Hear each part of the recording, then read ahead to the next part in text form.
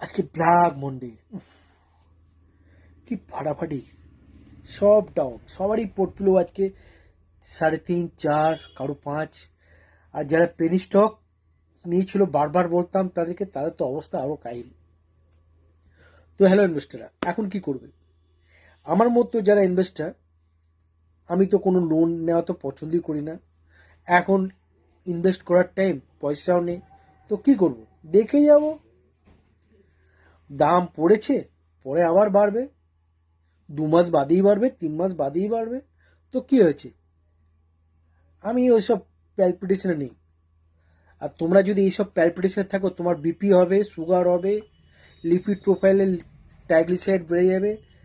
তাই fundamental stock থেকে কিনো, আর চোখ বন্ধ করে ভুলে যাও। ভারতবর্ষে একদিন দারুণ ইনফ্রাস্ট্রাকচার তৈরি হচ্ছে। ওকে।